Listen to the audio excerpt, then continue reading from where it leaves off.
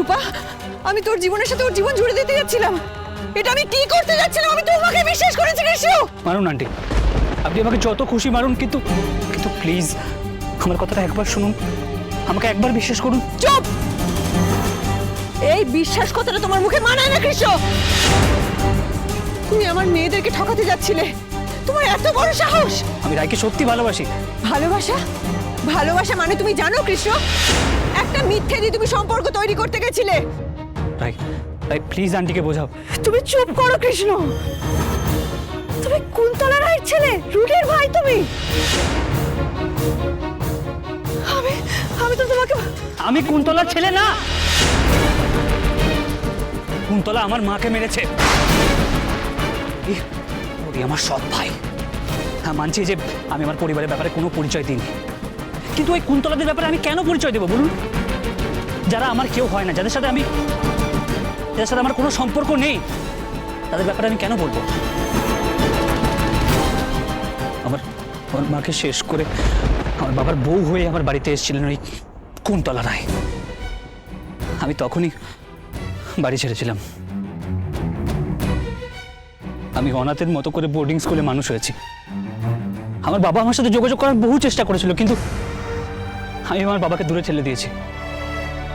জানেন আন্টি, আমি আর কোনোদিনও ভাবিনি যে আমি এই বাড়িতে ফিরবো।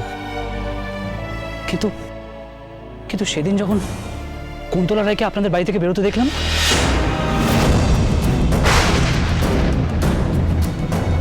তখন আমি রায়কে ফোন করার অনেকবার চেষ্টা করেছি, আমি ওর সাথে যোগাযোগ করার অনেক চেষ্টা করেছি, বিশ্বাস করুন, কিন্তু ও আমার ফোনটা ধরেনি, বারবার আমার ফোন কেটে দিয়েছে। আর আজ এই সব কিছু দেখে আমি আর নিজেকে আটকাতে পারিনি আন্টি। না না না, আমি তোমার কথা বিশ্বাস করি না। তুমি এই পরিবারের সাথে জুড়ে আছো, তুমি এদের লোক। আমি তোমাকে কি করে বিশ্বাস করব? মা, কৃষ্ণ কিন্তু মিথ্যে কথা বলছে না। ও আমাকে সত্যি কিছু বলার চেষ্টা করেছিল, কিন্তু আমি ওর কোনো কথা শুনিনি।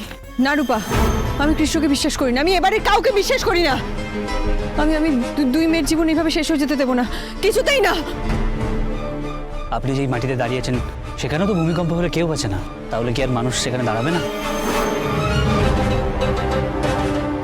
দেখুন, এই মুহূর্তে সোনাকে বাঁচাতে হলে আপনাদেরকে ওই বাড়ির ভেতর যেতে হবে, আর সেটা ওই কুন্তলা রায় কোনোদিনও হতে দেবে না। আমি জানি যে আপনি আমায় ভরসা করেন না, ঠিক আছে, কোনো ব্যাপার না, আপনি পরে আমায় পরখ করে নেবেন, কিন্তু আসুন আন্টি, প্রত্যেকটা মুহূর্ত দেরি হয়ে যাচ্ছে, আর সময় নষ্ট করলে হবে না।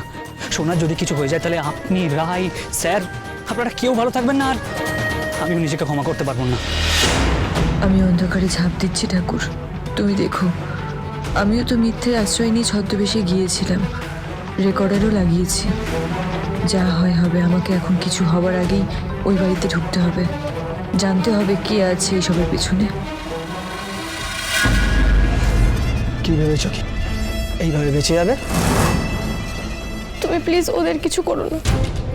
আমি তো তোমাদের পক্ষে বলে, আমি তো সবটা তোমাদের হয়েই বলছি। আমি আমার বাবাকে বাড়ি থেকে বের করে দিয়েছি। হ্যাঁ, আমার খুব কষ্ট হয়েছে, আমি তো তাও করেছি। বলো। অনুরাগের ছোঁয়া সোম থেকে রবি প্রতিদিন রাত 9:30টায় স্টার জলসায় ও জিও হটস্টারে।